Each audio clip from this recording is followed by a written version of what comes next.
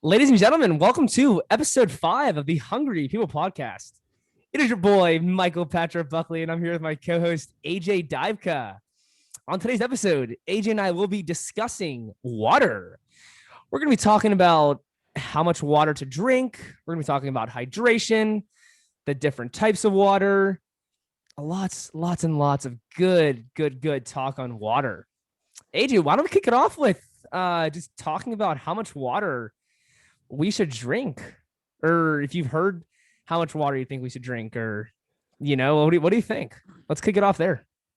Sure. There's a lot of confusion, misrepresentation about water, and I think one of the most common places is how much water should we be drinking. And I think the most common recommendation is eight glasses a day, right? And like you hear that a lot, which I think is 64 ounces, which is 2 liters or 2 quarts. And I honestly think that's a really good recommendation. I think that's an amazing place to start for the average person who is eating a regular kind of style of eating. They're just eating as they're hungry, whatever's available, the foods they like. I think that's a really good foundation to start with, because if you start going too overboard or you start doing less than that, I think it's pretty typical for you to run into some potential issues.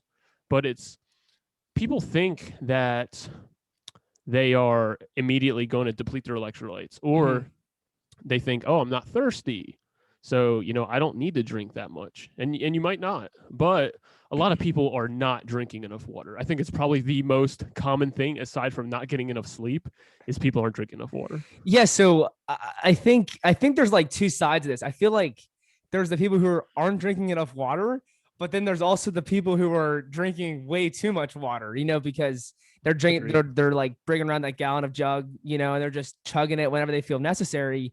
And is that really the right way to go about it?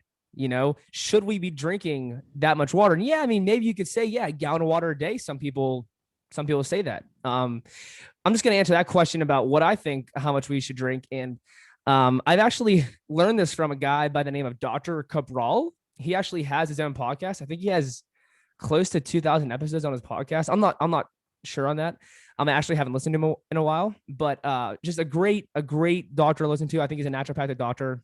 Awesome stuff. And he says to drink about half your body weight in ounces of water. So if you weigh, let's just take 200 pounds. If you weigh 200 pounds, you would drink 100 ounces of water a day, which isn't even a gallon of water. Which is 3 liters, yeah. About 3/4 of a gallon. Right. And I feel like that's definitely a great place to start, is drinking half your body weight in ounces of water. So if you wanted to quantify how much water to drink, it's a great place to start.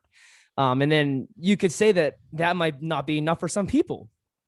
I think a real reason why people are drinking too much water is because of the food they're eating, and they could be dehydrating themselves and not even knowing it. So they're getting up and they're like, wow, I'm so thirsty. I'm so thirsty. I'm so thirsty. Why am I so thirsty? And they just don't know the answers behind that. This is a huge factor when it comes to how much water you should be drinking. It does depend upon what you're eating. For example, if you're eating, let's say, watermelon, you're getting some more natural hydration, but not only are you getting some hydration with that, you're also not drying yourself out. So what I mean by that is, let's say you go and eat a bunch of toast. That is not a hydrated food. So when you put it in your gut and it comes out of you through your bowels, it's more moist than when you put it in. What does that mean? Your body used some of its own hydration reserves to process that food. So we got to take into account the food we're eating. If you're eating saltines and crackers and candy bars or breads and pastas and pastries, those things are going to soak up some of the natural hydration you have in you. And maybe if you prepped by drinking some more water before, it's going to be easier. It's going to be processed easier with your body. So I think just saying that, it's important to take into account what you are eating, and that is one of the measurements that you would want to go by, is how dehydrating is your food. Is it full of salt? Is it full of things that are causing chronic urination, which means that you're losing more fluids on top of the fact? Are you drinking, things that are diuretics, etc.? Yeah. And I would say that a lot of foods that are just in the typical diet are probably going to be dehydrating. pizza. I mean, we know a lot of people eat pizza. A lot of people eat French fries. I'm sure most fast food is probably going to be dehydrating. So on the contrary, let's actually look at some foods that are hydrating to the body. So let's just talk about that for a second. I think it's pretty obvious to know that like if you eat a piece of juicy fruit, like let's say a mango or let's say a grape or watermelon, as you just said, those foods are gonna be hydrating to the body. They have a lot of water content to them. You can even say salads, like or not salads, but greens, salads, like romaine and arugula tomatoes, and spinach, bell peppers. Yeah, they're full of water. Like all even of a those. banana. People consider a banana really dry, but banana's like 80% water.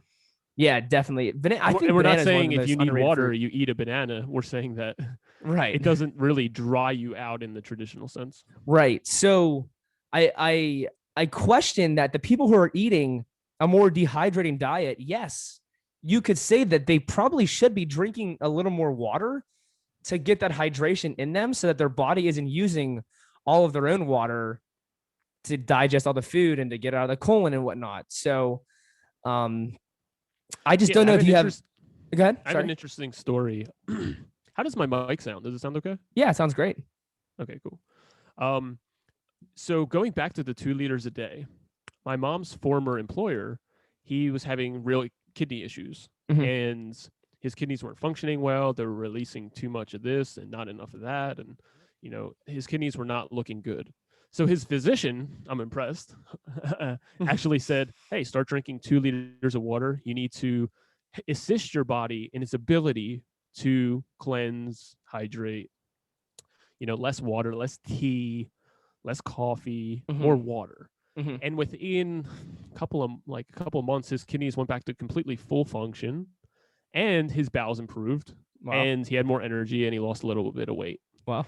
So he is someone who eats traditionally, like a traditional regular style of eating. Like, oh, I'm having pasta tonight. I'm having veal tomorrow. I'm having pizza for dinner. Right. But just like as we talked about with sleep, this is another like really important hidden weapon in your arsenal that even if you just addressed this and you didn't eat the perfect diet, if you utilized your sleep and then you also focused on just drinking an adequate amount of water, it will really take a burden off your body, and you will see really awesome results. You'll see clearer skin, better digestion, your mood will be better, you have more energy.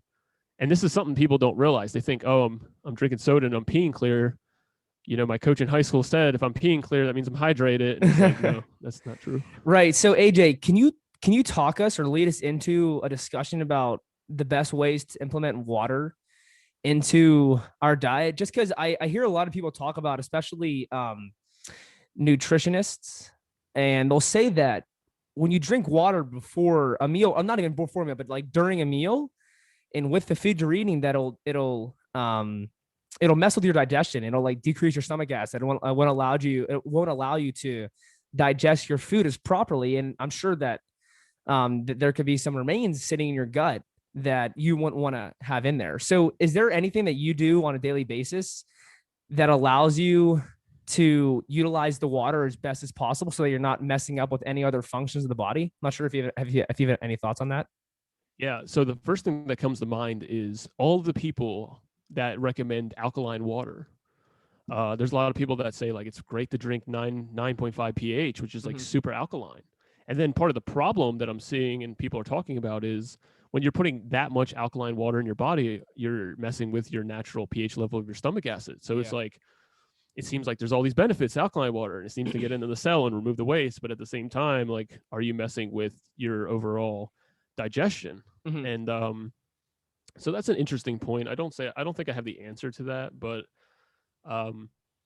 as far as how about like working in water into your day-to-day routine, like how do you do that? What do you think the best ways are getting water into the body other than just like eating fruits or drinking juice, actually drinking the water?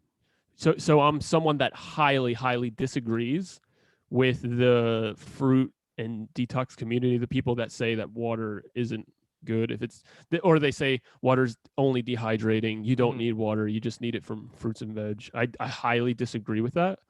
I think that you can get away with drinking less, but to the same effect, because you have more of a naturally hydrating diet. But I don't think there's any substitution for water. Mm-hmm. My first experience really paying attention to hydration, I was listening to an episode of Rich Roll's podcast with Chef AJ, and she was like, really, this is before I was vegan. She was talking, and she worked at True North Medical Health Center and talking about water. I'm just like, dude, water. How have I not been focusing on water? And from then on, I started really paying attention and drinking at least 2 liters, I think is what she recommended at the time. And like, I remember like my hands and feet weren't getting as cold, and like, and my energy was more stable. I still didn't address the diet yet. And I was actually, it was like 3 a.m. I couldn't sleep, but I was listening to that. But I'm like, okay, this seems like a really important aspect of it. So the way that I like to look at it is the water you're drinking, is it actually getting into the cell and being utilized so that it can remove waste? Because a lot of people that are just drinking water all day long, they're just peeing, they're peeing super clear and they're thinking they're super hydrated. But according to people like Dr. Zach Bush, the water could just be passing over your cells. And not only is it not removing the waste, it's really creating a burden both on your kidneys and your adrenal system, because they are having to work harder, but they're not actually benefiting from the work that they're doing. They're essentially working and not getting paid. So they're making up for the fact that, you're putting all this water in, they have to process it, they have to eliminate it, but still the toxins or the buildup, the waste in the body isn't necessarily being removed. And that's a real problem. Yeah, so I really appreciate you sharing that, AJ. And I know a lot of people in like the raw vegan community, especially like the people who follow Dr. Morse and kind of go by his message and his ways. A lot of things that he talks about is kidney filtration. And I don't want to like get too much into that, but I think we're going to do a complete podcast on that. So yeah. I would love to do that. But basically kidney filtration is like where you pee in a cup and you can actually see the waste from your body being removed in the cup. So that's why it's so crazy to see the difference in what people's thoughts are on water. People are like AJ was saying, oh my gosh, I'm drinking all this water, I'm peeing clear, but are you actually removing the waste from your body? So I feel like there's definitely a point where you are drinking too much water and you're not getting rid of any of that waste. But then it's also to the point where it's like, how much water should you drink? And are you drinking too much water, or are you drinking too little water and dehydrating yourself? And but you're still allowing to remove the waste. So I'm not sure if that makes sense. Yeah. So even back when it was really low weight and just sick, they were checking things like my blood and my urine, and they would say like they took the urine sample. They're like, wow, that's really clear. And my mom's like, oh yeah, like that's really good. And he's like, no, like there's nothing in this urine. Like there's like this guy's like as depleted as you could be. Like it's just water. And I wasn't even drinking much water at the time because I would feel the effects. I would feel the electrolyte balance, issues that come from that. And, it's interesting because you can have electrolyte issues because you're drinking too little water, or you can have it because you drink too much. It's really this delicate, fine balance. And part of that comes into play is your endocrine health, your adrenal health, because your adrenal glands are what help to keep the balance of sodium, potassium in the right ratios. So it's common for people that are really stressed and burned out and overworked, and they're like, especially in the raw vegan community, they're craving more salt because their bodies are releasing, in my view, they're releasing unnatural or unfavorable amount of sodium to potassium. Your body is very good at regulating sodium, but in a state of fatigue, it will over-release. And so it's common to see low sodium issues and salt cravings. And so when every time like the sodium passes over, the sodium potassium pump is like such an important topic that nobody talks about. And really to have these in the right ratios is going to be a huge game changer, whether you're an athlete, you're just someone who wants to feel better, feel less stress, sleep better. It really comes down to electrolytes and your ability to keep them good. You might be eating the right way. You might be drinking the right amount of water. You might be sleeping the right amount or whatever, but if your body, if your endocrine system is not releasing your hormones and letting electrolytes be processed the way that they should be, you could still be having a problem here. So hydration is just not the amount of fluid you intake or the food you eat. It really comes down to the overall way you live and the functions that your organs and glands are able to utilize. Awesome.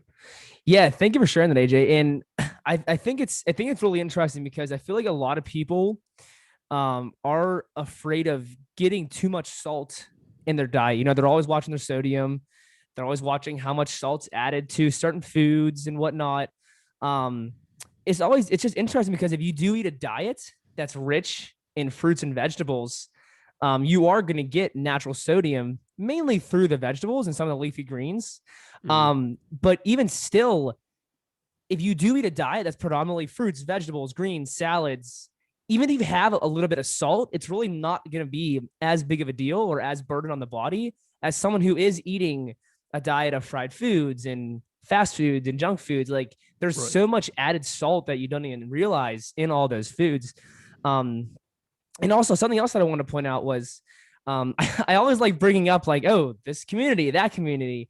But I just know that there are people in the raw vegan community who are like, don't eat salt. Like salt's bad. It's like, it does this to your body, blah, blah, blah.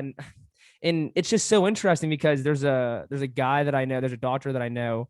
Oh my gosh, I think his last name is an N. It's like too hard to say, but he has a book. He wrote a book called The Salt Fix. Right. So it's just really interesting that he has a book that's like all about salt and the importance of salt and getting into your diet and this and that. Whereas like there's other important. And there's other camps who are like, don't ever eat salt, you know? And I haven't read the book. But it's based on the importance of salt. And I'm sure he talks about the sodium potassium pump and that being regulated within the body. So so I remember Harley during Ryder talking about salt, and you know it's super common in the ultra marathon scene, whether you're an ultra runner, ultra cyclist, to be eating soft pretzels and putting salt on things and because you're sweating. You know, one of the main ways you lose, especially excess salt, is through sweat. And everyone, Rich Roll, Mike Arnstein, everyone is like, you know, you want to be intaking salt because you're losing it at such a fast rate. Well, Harley, back in the day, before he was 30 Cliff Bars a day, Harley, 30 Chinese pizza donuts a day. Junk food, Harley. Yeah, before that, you know, he was eating more, you know, raw or raw tofu or whatever.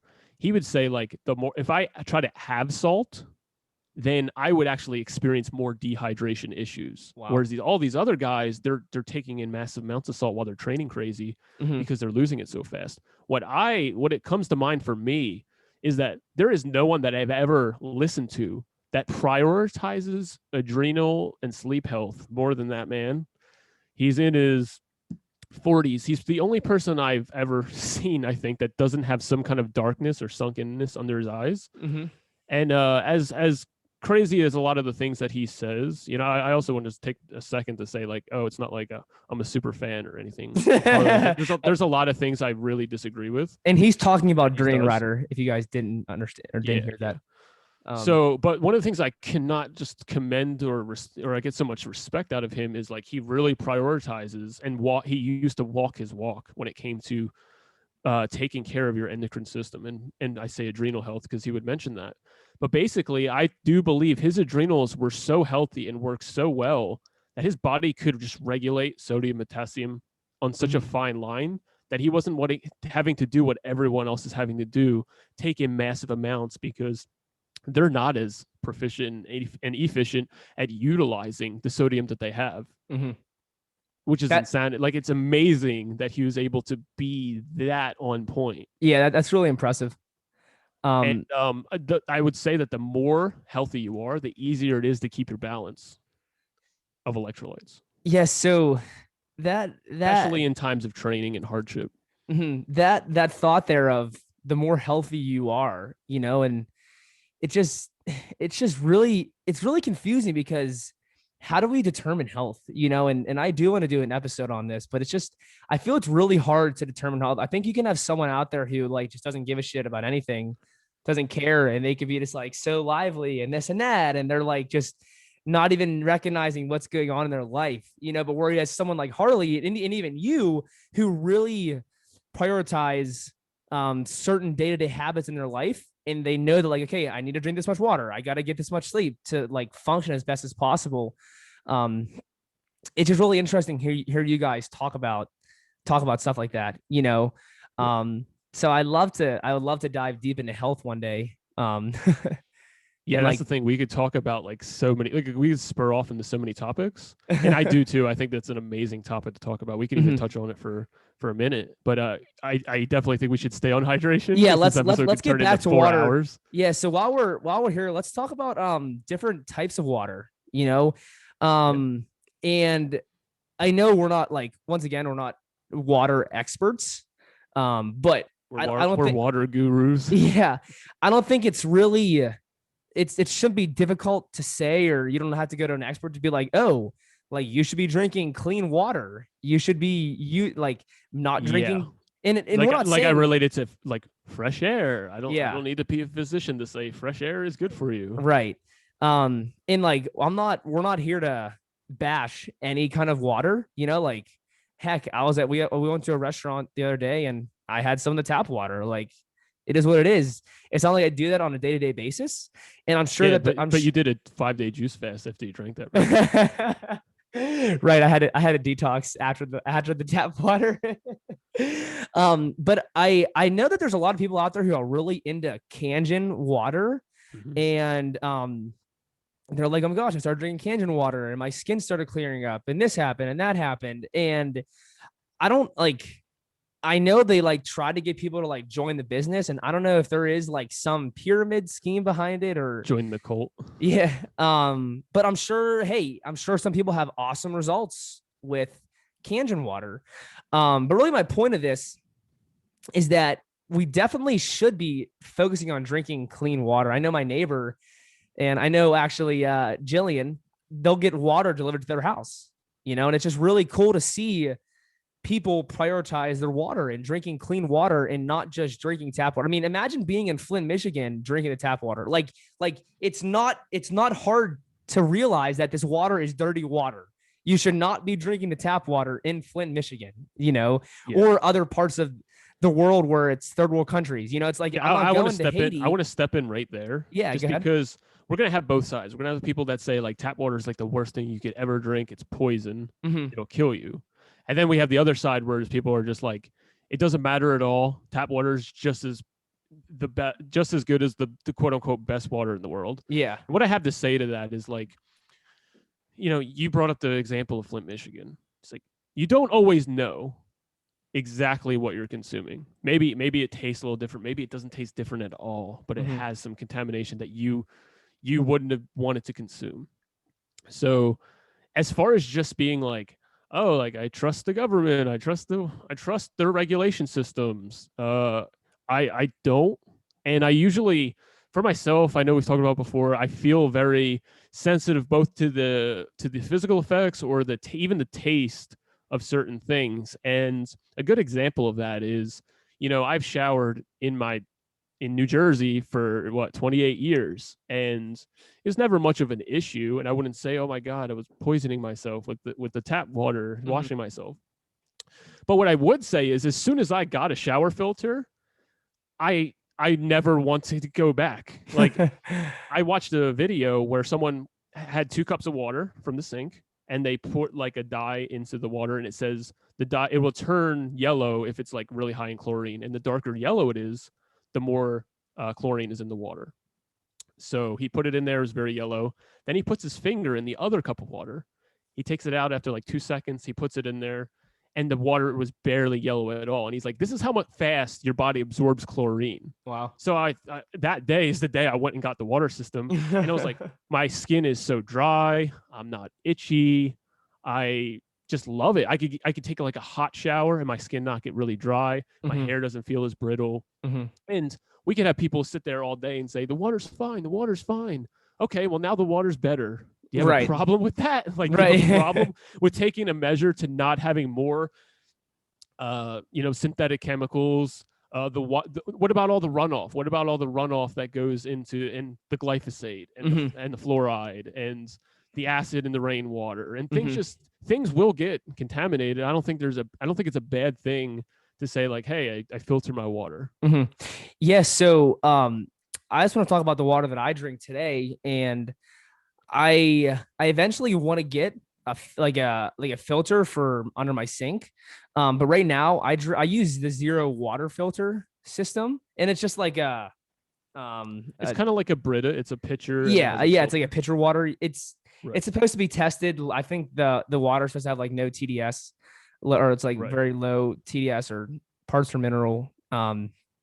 But I do one day would it'd be awesome to get a reverse osmosis filter water. And it would be really cool if to even upgrade and get what's the one that Lou Corona The pristine the pristine hydro. hydro. Yeah, the pristine hydro. Just because I know a lot of people are about um magnesium bicarbonate, and I'm not sure if that water like remineralizes the water with I'm not magnesium sure off the bicarbonate. bat. I'm not sure. But I just hear them talk about pristine hydro and just how clean it is and how clear it is and how hydrating it is, and it would definitely be awesome to have a system like that. And there's also other influencers online that I've seen talk about water, or the pristine water system, so Mhm. pristine hydro. So yeah, but I mean, I know there's other filters, like there's the Berkey filter.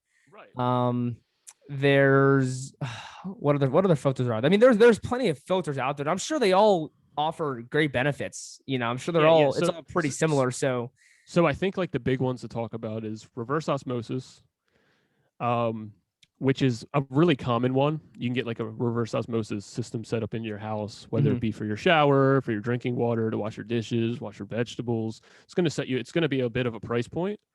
But then you have like distilled water, which a lot of people will say distilled water is the cleanest because you take water and then it is like heat it and then it takes the vapors. So there's no contamination. All the contamination's left into the bottom of the distiller, and it collects it, and then then when you drink that, it supposedly is the cleanest, and it helps to get into the cell to remove the waste the best. That's what a lot of people say. So the distilled water has nothing. It's basically just Yeah. water. So one of the other things about distilled water, a lot of people will say, is it leaches minerals and stuff from your body because it doesn't contain natural amounts. Mm-hmm. So I don't want to overwhelm and confuse everybody. Which water you want to drink. Right. But there's a couple out there. You have a couple different options that are all pretty good. I would say if you're kind of wondering, where do I start? Where do I go? Is plastic bottle, water good? Here's the thing. If you're super thirsty and you're out on a run and all you could drink is, a plastic bottle and you drink it and it's fine and it does what it needs to do, that's great. But I think that if you're just drinking those day in day out and those plastic bottles before they get to you are sitting in the sun and the plastic is leaching chemicals, which synthetic chemicals, I know water's a chemical for all you disagreeable people. But if you think that if you're a little more conscientious and just like, hey, yeah, I understand, like these bottles aren't made to be super healthy for us. It's not like they give a shit.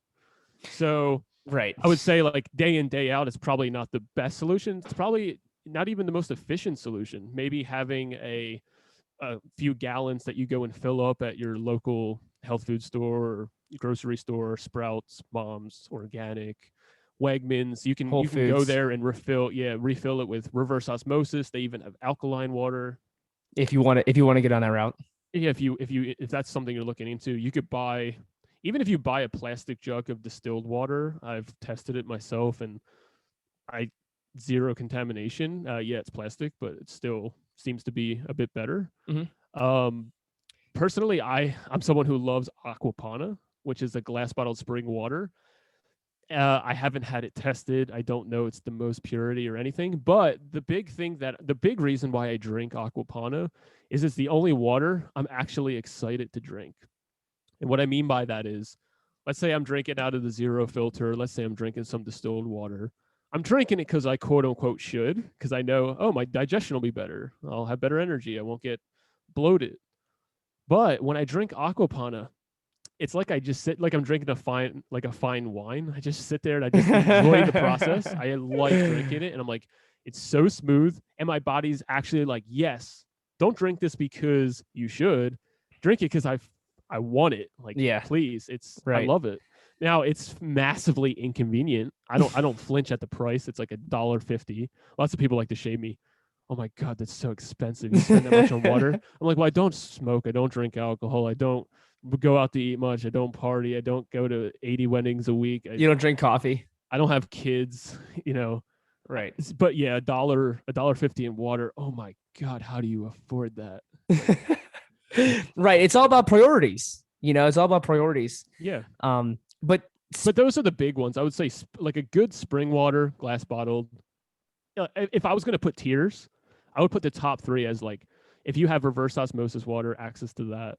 If you have access to the distilled water, and then glass bottled spring water, those are like all generally really good. If you have a good system in your house, zero filter is an amazing place to start or stay at. I think it's pretty good. But I prefer the other ones more. Yeah, and I've heard a lot of people get great results, and they say the Berkey water tastes awesome too. The Berkey is supposed to be pretty awesome. Yeah, I would drink Berkey.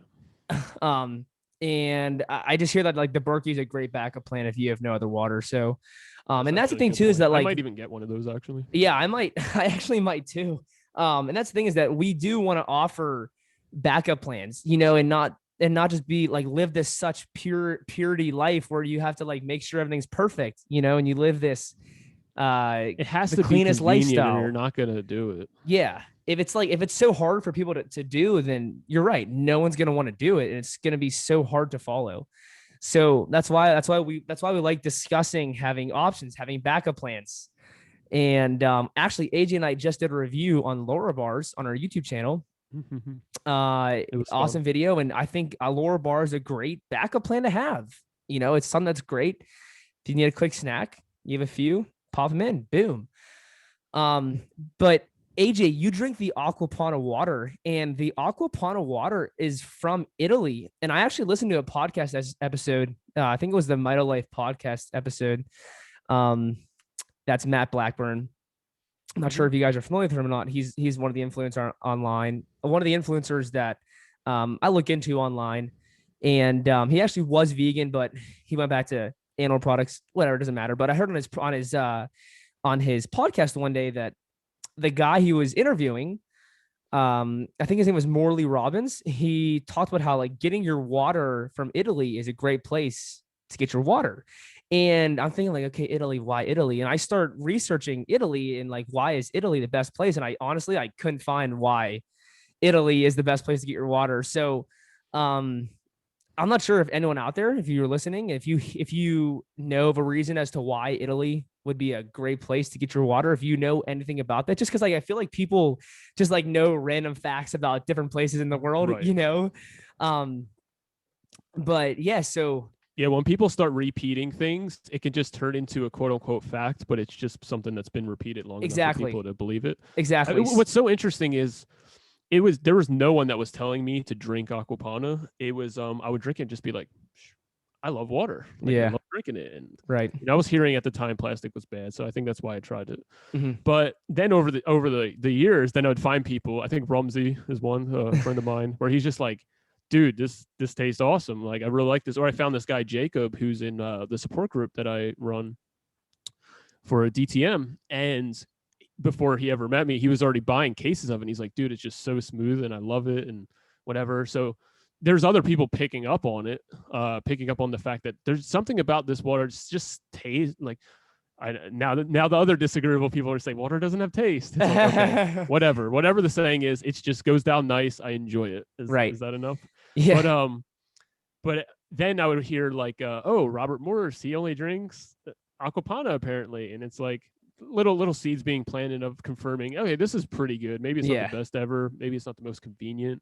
Right. Maybe it's $1.50 and people can't afford that. Right. So afford the new Call of Duty. Yeah, exactly.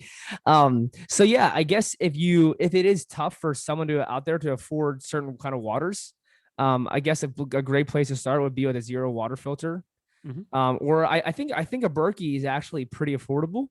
Yeah. And then if anyone else out there, if you have any other recommendations for an affordable water to drink, just because I know like Kangen water, it's like $5,000 to get a system, and Yeah. then you become a salesman of it, and then whatever. But even Right. like the Pristine Hydro system, that's like a couple of $1,000s too to get like an Yeah, in-home I think you get system. the one of them for like 12, but Uh-huh. yeah, I think the home system's like 2K. Yeah, I think the travel system's like 900 to 1,000 or something like Yeah. that. But yeah, so thanks, sir, AJ, for sharing your thoughts on the Yeah, I different just kind want of to say one waters. thing in closing. I know Mhm, we threw a lot of stuff at you guys at mhm. once. Maybe it was a little overwhelming or confusing. It's really actually basically really basic and simple. And if you have any questions, please message us, leave a comment or message us directly on YouTube or on our Instagram to ask more questions about hydration or about what water maybe is right for you. Mhm. Maybe we could detangle some of the confusion or some of the cobwebs that are making it a little more difficult for you to understand. But it's really basic and simple. It's just, water without that isn't full of synthetic chemicals, that does not have, lead, too much calcium, heavy water, too much minerals.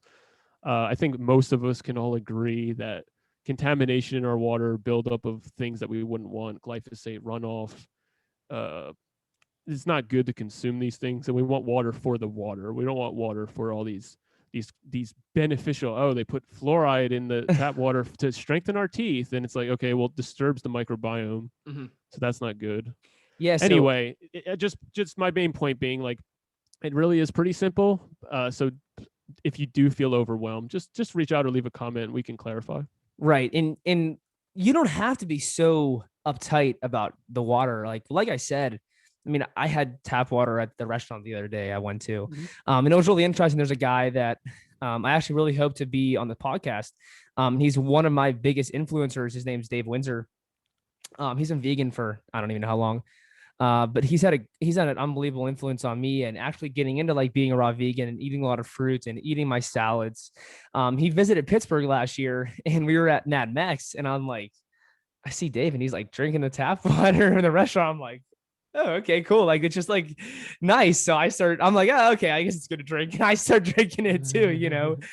So like you just don't have to get so caught up in all that, actually I learned from AJ. He's like, even if I do drink some of the tap water, it's not like it's having that big of an effect on me. It's not like I'm doing it all the time. So it's really like it's not that big of a deal. So you can just relax, let go, and Right. enjoy.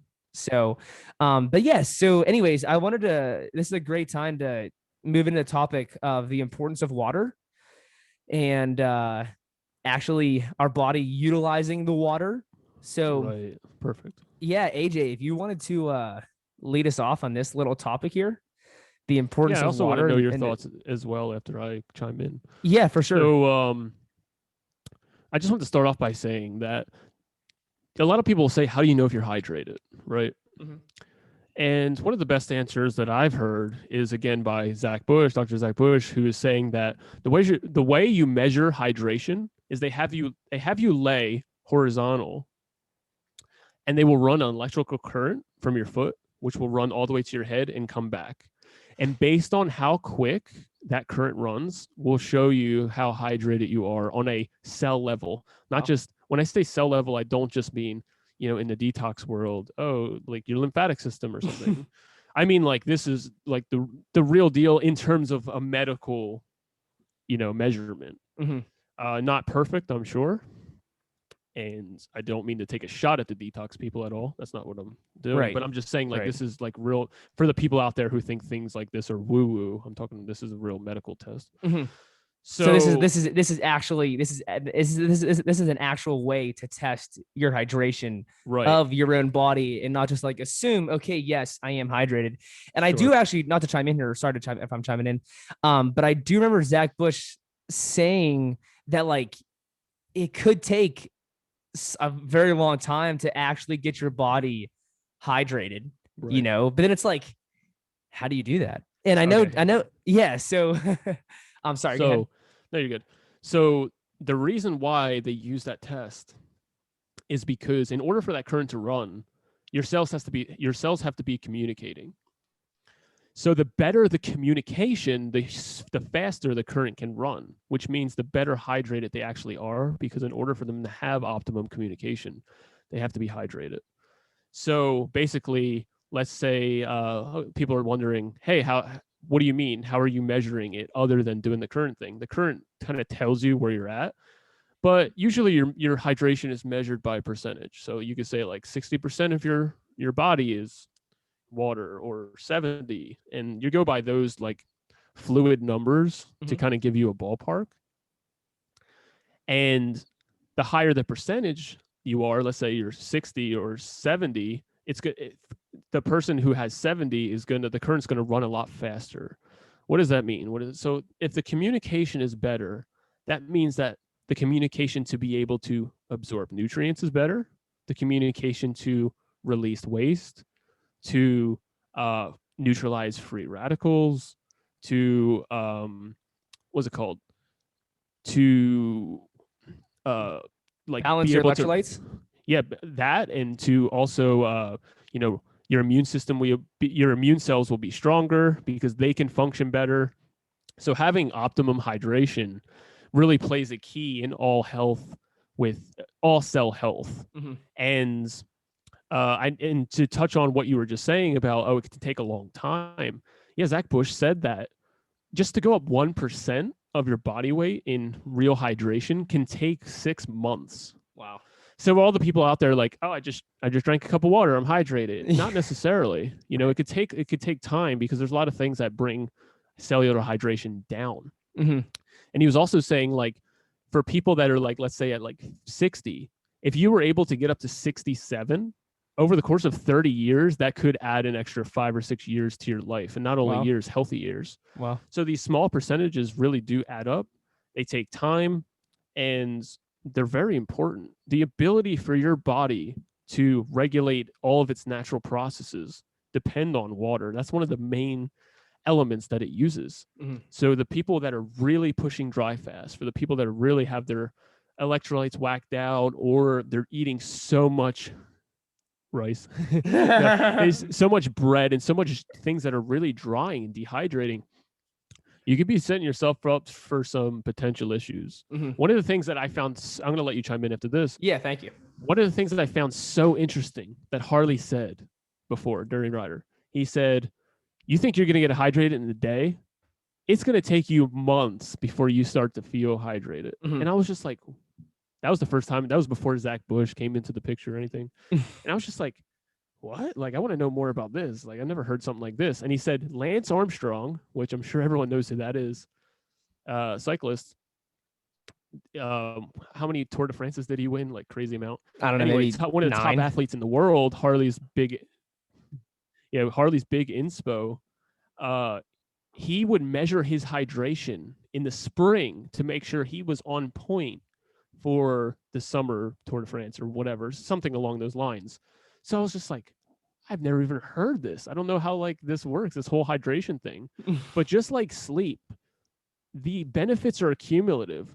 If let's say you start sleeping really good tonight, you're going to feel better the next day. And let's say you do that every day for 100 days. It's not like, oh, day 3 and now it's just the same. No, you're like, since you finally are getting that restorative sleep, it's easier to do it the next night, the deeper you get into the sleep. And same with the hydration. The more hydrated your cells are, the easier it is to be hydrated, stay hydrated, and get more hydrated.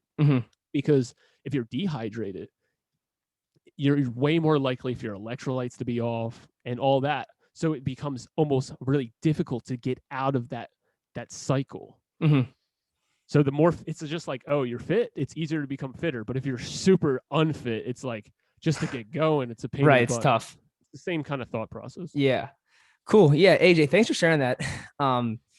Now, the way that I like to look at water is very similar to like looking at food and looking at like shelter. So, we have needs as human beings. We have needs on a day-to-day basis, and it's like you pull any of those needs out of us, it's tough to function. So, Got to get good rest. You got to get proper nutrition.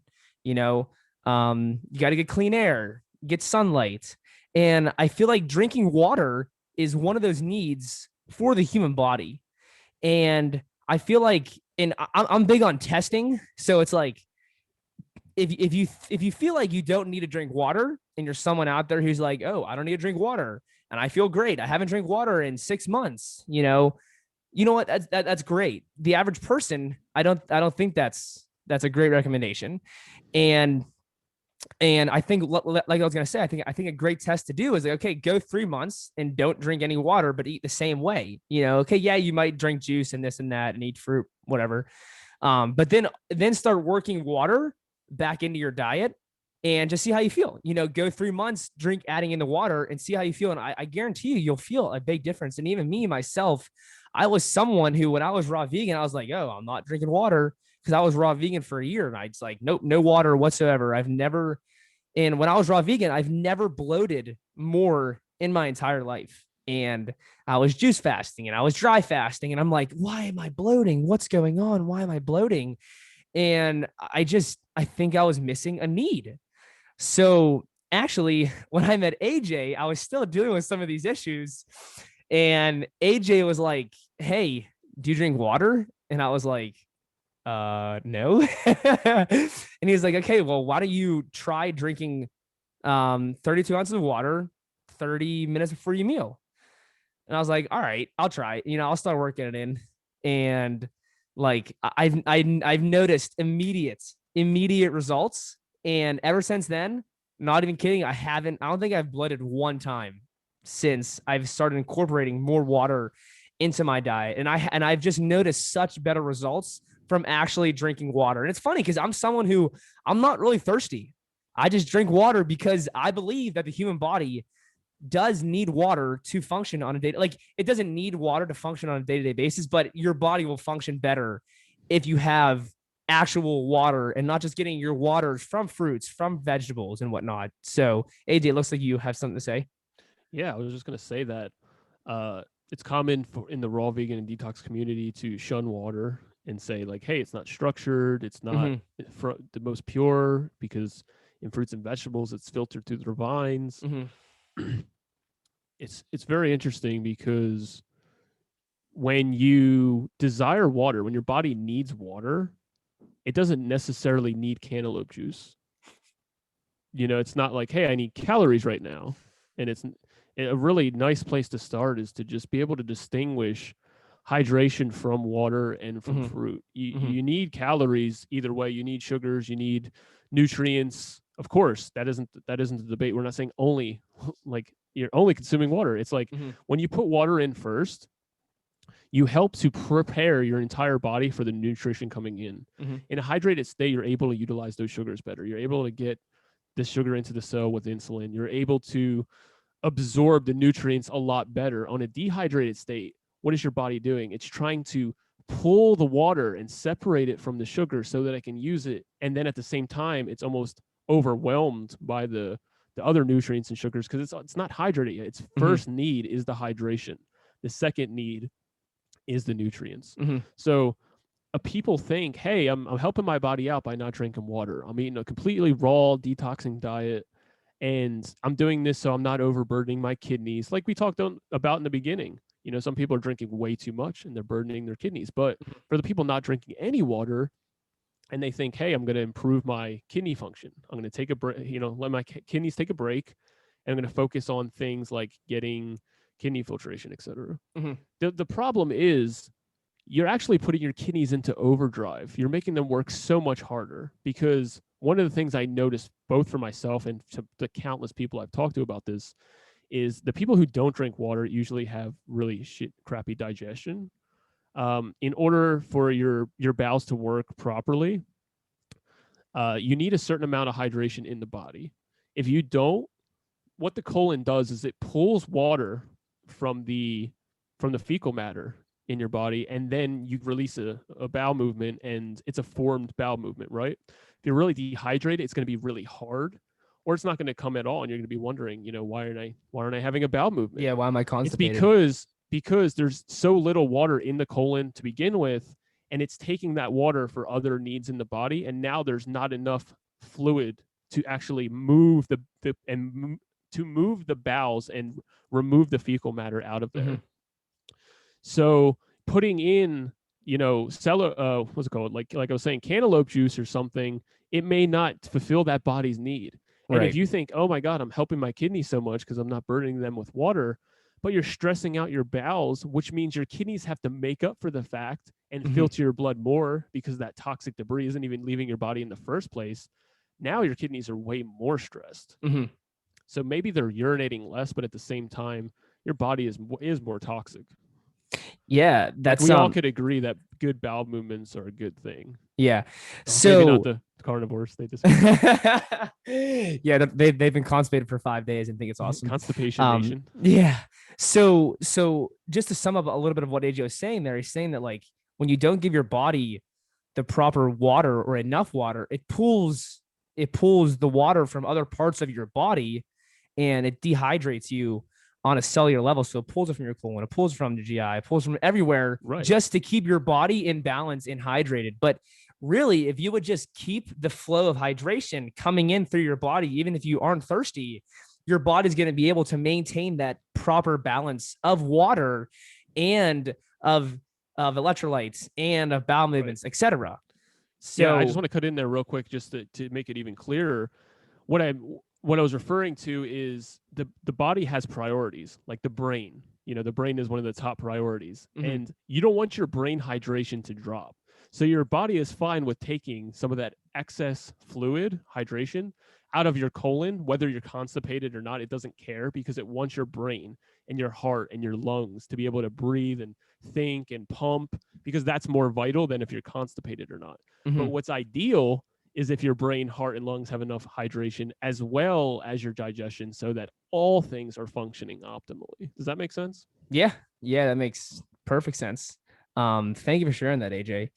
So, and also in listening to Dr. Cabral talk, he said that if you're not thirsty, one of the best ways to actually get water into your diet is by having smoothies. So you have whatever smoothie you want to have, banana, strawberry, spinach, chia seed, if you want to do a cool smoothie, whatever you feel necessary, but also adding that water into the smoothie is very beneficial because you're not only going to get the water, you're going to hydrate, but you're going to also give your body an easier chance to absorb the nutrition from the smoothie, because now you have the water and now you have the sugar and everything else that's allowing that's allowing the body to actually utilize the nutrition.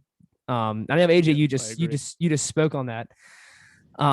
So yeah, AJ, thank you for saying that. I wanted to do one last question here before we close out. Mm-hmm. And I just know there's a lot of people out there who are like, oh my gosh, I'm drinking so much water, I'm not losing weight and this and that. Can we just touch on just like the over drinking of the water and losing weight, and like how that can deplete and like depletion of electrolytes and whatnot? And just, do you have anything to say on that? Yeah.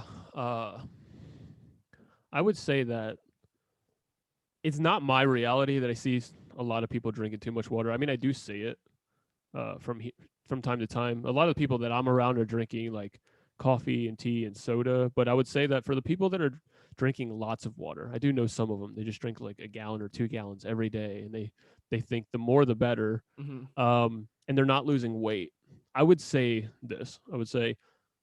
possibly one of the reasons that over drinking water could complicate and make it harder for you to lose weight is because you're overworking your organs and glands. So the more stressed your kidneys and adrenals are going to be.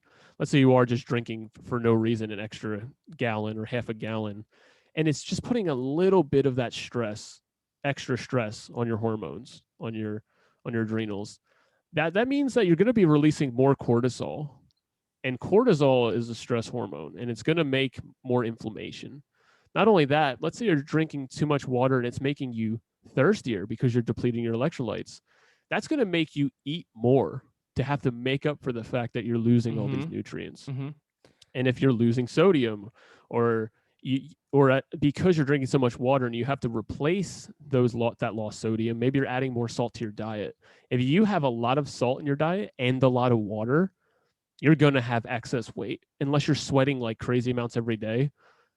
I would say the average overweight person probably has 20 plus pounds of just sodium retention. If they just cut down on their salt, they would watch within a week or two, they would lose 20 pounds, like assuming they have, 50 pounds to lose or something.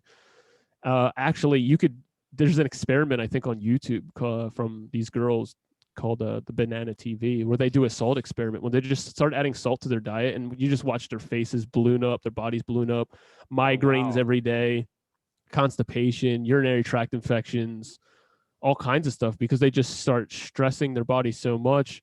Not only can the excess salt affect your blood pressure, but it can also just affect your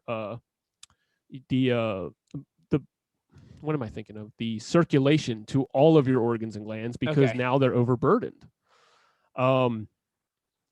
That being said, salt's completely important and it's a nutrient and stuff. That's why we're trying to talk about, getting into that sweet spot, right? What your body can use. AJ, can I chime in here real quick? Yeah, please. Yeah. So I was going to say that I like to look at health and your body being healthy. I like to look at everything as balance. So if you're someone who thinks that, oh my gosh, I got to drink all this water to lose weight and I'm not losing weight, maybe you're drinking too much water. Maybe your body doesn't need water. Maybe it needs something else other than water.